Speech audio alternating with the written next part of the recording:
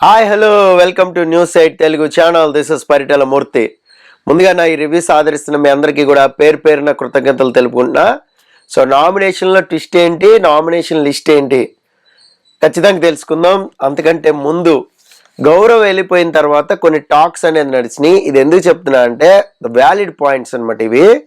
So అక్కడ మీకు ఏదైతే ఒక టాస్క్ ఇచ్చారో, నీ బోటు ముంచేది ఎవరు, తేల్చేది ఎవరు అని ఏదైతే ఇచ్చారో దాని మీద ఒక డిస్కషన్ నడిచింది. అలాగే ఏదైతే మిర్చి కొరకమని ఇచ్చారో, సో ఎక్కడైతే మనం ట్రిగ్గర్ అయిన అంశాలు ఉన్నాయో దానికి ఇచ్చారు, దాని మీద డిస్కషన్ నడిచింది. ముఖ్యంగా తనుజ అండ్ కళ్యాణ్ ఇద్దరు కూడా మాట్లాడుకున్నారు. తనుజ ఏంటంటే నాకు ఎవరు సపోర్ట్ లేదు హౌస్లో సో అన్నట్టు కళ్యాణ్కి అయితే చెప్పుకుంటా ఉంది. కళ్యాణ్ ఏమో అట్లా కాదు, నీకు కొద్దిగా ఎప్పుడైనా సరే నీకు ఫస్ట్ వీక్స్లో ఉండే కదా, సపోర్ట్ ఉండే కదా, ఇలా మాట్లాడాడు. యాక్చువల్గా తనుజ కొన్నిసార్లు మాత్రం సేఫ్ గేమ్ ఆడటం వల్ల భరణి కానీ ఇమ్మాన్యుయల్ కానీ సఫర్ అయింది.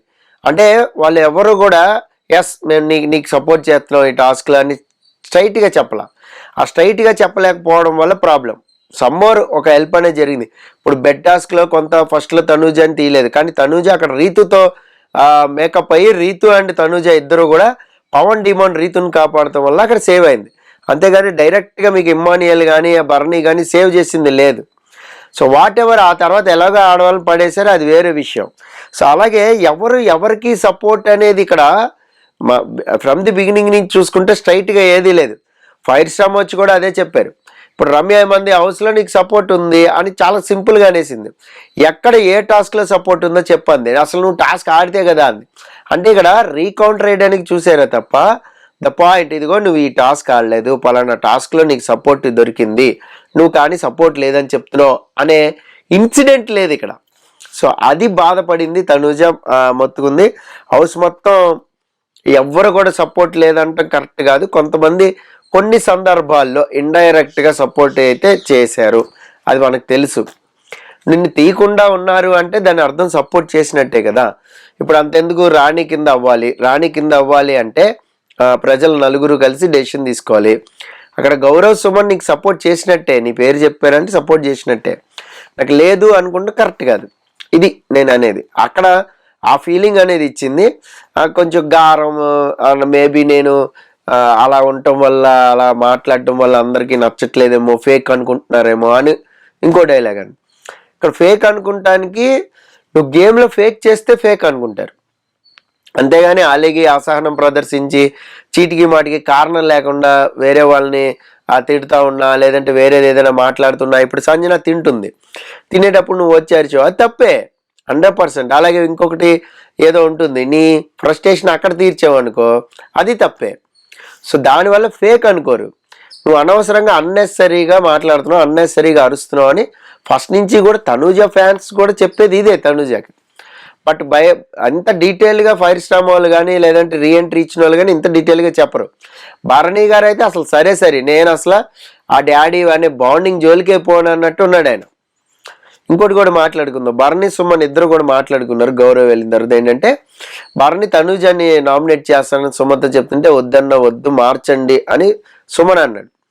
ఇక్కడ సుమన్ చెప్పాడు భరణికి సలహా అంటే చూడండి, ఏది ఏమైనా అంత ఫైర్ స్ట్రామ్ వచ్చిన తర్వాత చాలా క్యాల్కులేషన్స్ అనేవి మారినాయి.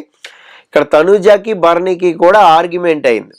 సో వాట్ ఎవర్ షిప్ది కానివ్వండి, మిర్చిది కానివ్వండి. అయితే ఇక్కడ ఏదైతే బ్యాక్లోకి ఈయన కమ్బ్యాక్ అయ్యి వచ్చాడో అప్పుడే మీరు నామినేషన్లో పెట్టేశారు. ఇక్కడ తనుజ నామినేషన్లో పెట్టింది, సేఫ్ గేమ్ ఆడావు, నువ్వు దివ్య వైపు పోలే, నా వైపు రాలే అని చెప్తే దివ్య కూడా నామినేట్ చేసింది.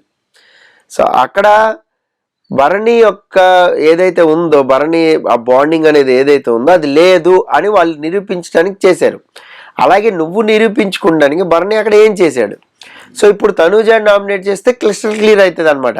బట్ తనుజని చేయలేడు కదా, కెప్టెన్ కదా. తనుజని నామినేట్ చేద్దాం అనుకున్నా అని ఎలా అంటాడు, అనలేడు. సో అక్కడ ఏంటంటే అంతకు ముందు వారంది కానీ ఆ తర్వాత కానీ మీరు మార్చుకోండి అని సుమన్ చెప్తున్నాడు. సో ఇంకొకటి ఏంటి అంటే ఇక్కడ నామినేషన్స్లో లాస్ట్ టైం తనుజ ఉన్నప్పుడు వాట్ ఎవర్ సేవింగ్ రావడం కానీ, టాస్క్ ఆడటం కానీ, సేవ్ అవడం కానీ తనకి తనే చేసుకుంది. అయితే ఇక్కడ నలుగురుండే అప్పుడు. ఇక్కడ ఇమానియల్ కానీ, భరణి కానీ తనుజ పేరు తీయలే. యాక్చువల్గా దివ్య, సంజన అనుకున్నారు వాళ్ళు.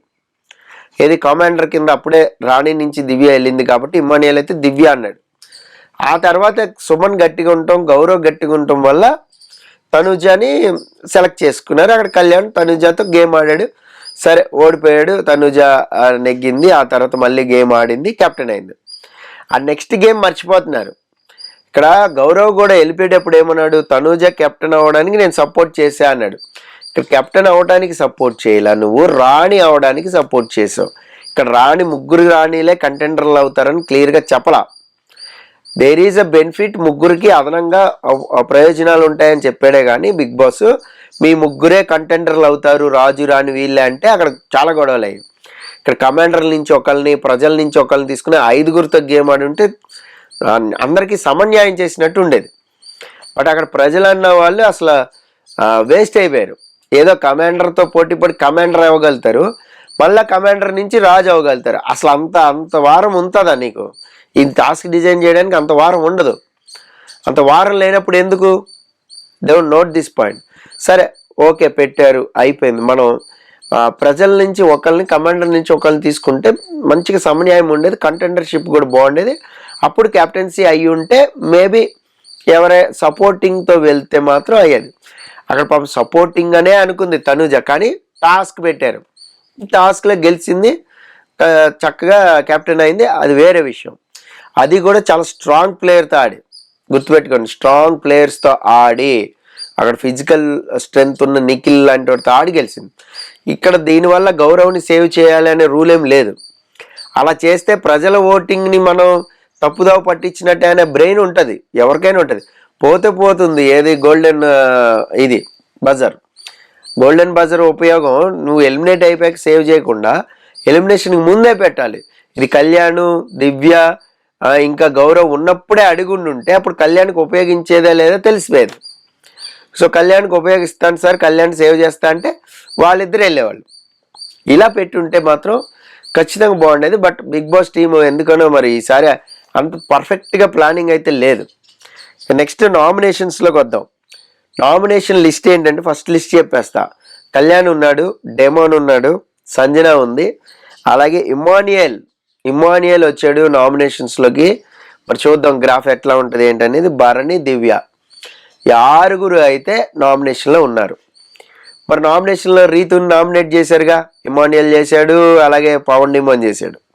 మరి ఎందుకు లేదు అంటే తనుజ కెప్టెన్సీ పవర్తో రీతుని నామినేషన్ నుంచి సేవ్ చేసింది. అసలు చాలా ఎమోషనల్ అయిపోయింది రీతు, భయంకరమైన ఎమోషనల్ అయిపోయింది పవన్ అన్న మాటలకి. పవన్ 2 మాటలు అన్నాడు. దీని గురించి మనం డీటెయిల్గా మాట్లాడదాం, ఏది నామినేషన్స్ అయిపోయిన తర్వాత మనం మాట్లాడదాం. సో నువ్వు అరవడం వల్లే ప్రతిసారి కూడా నా గేమ్ దెబ్బతింటుంది, నాది తప్పు అనేది అయిపోయింది. నువ్వు నన్ను చాలాసార్లు ఫేక్ అన్నావు, అయినా కూడా నేను జెన్యూన్గానే ఉన్నాను, నీ గురించి నేను స్టాండ్ తీసుకున్నా అనే పదం వాడాడు. ఫైర్ స్టామ్ చెప్తున్నా కూడా నేను స్టాండ్ తీసుకున్నా. ఎక్కడ తీసుకున్నావు స్టాండ్? నువ్వు స్టాండ్ తీసుకోలా, అలాగని ఆమెని డిటాచ్ చేయలా, సేఫ్ గేమ్ ఆడావు పవన్ డిమోన్.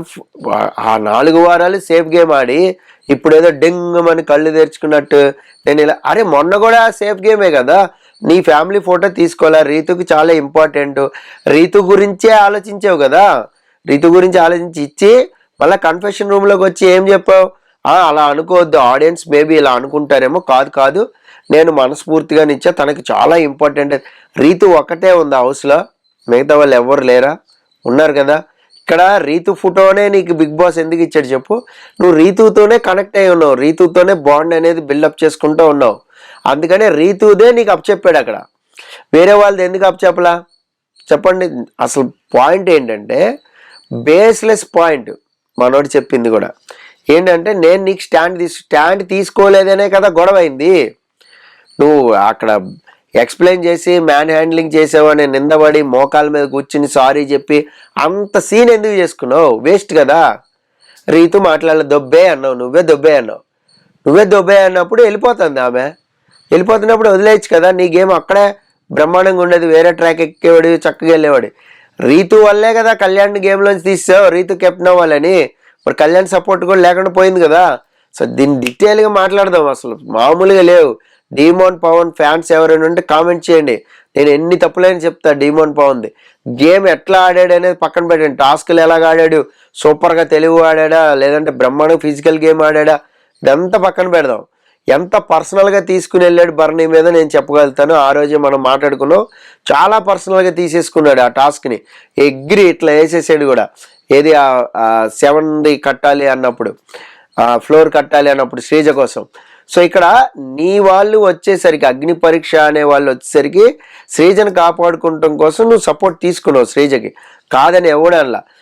ఒకనొక గేమ్లో అబ్బా ఇది ఈజీ అబ్బా నేను ఎల్లుంటే కొట్టేవాడిని అన్నావు అక్కడ. ఏది ఇమానియల్ గెలిచినప్పుడు బర్నీ తరఫున. సో ఇవన్నీ కూడా ఉన్నాయి తప్పులు, చాలా తప్పులు ఉన్నాయి. నువ్వు అక్కడ శ్రీజ కోసం స్టాండ్ తీసుకున్నావు. రీతు కోసం ఒక్క గేమ్ ఒక్క టాస్క్లో సపోర్టింగ్ కానీ ఒక్క ఇది కానీ నువ్వు చేసుకుంటా పోయినా కూడా దాన్ని ఎక్కడ నువ్వు చెప్పడం అనేది ఎలా ఉందంటే ఒక మాదిరి మీది ఫేక్ బాండింగ్ అన్నప్పుడు నువ్వు మాట్లాడలా. అలాగే శ్రీజ వచ్చి నువ్వు ఇలా కాదురా అన్నప్పుడు నువ్వు మాట్లాడలా. అలాగే ఫైర్ స్టామ్లో ఆయిష వచ్చి మాట్లాడినప్పుడు నువ్వు మాట్లాడలా. సో ఇక్కడ అంతా గప్చిప్గా మౌనంగా ఇలాగ ఉండి నాకు అనిపించలేదబ్బా మాట్లాడాలని. నాకు అనిపించదా మాట్లాడితే నేను మాట్లాడతా కదా అన్నావు. ఇప్పుడు ఉరుమురు మంగళం మీద పడ్డట్టు ఫైనల్గా రీతుని బ్లేమ్ చేస్తున్నావు. సో వాట్ ఎవర్ పాయింట్స్, అక్కడ రీతు కూడా తక్కువేం మాట్లాడదు. చూద్దాం మనం నామినేషన్ తర్వాత ఏం జరిగిందో మనం చూసుకుందాం. Okay, this is Paritala Murthy signing off. By by.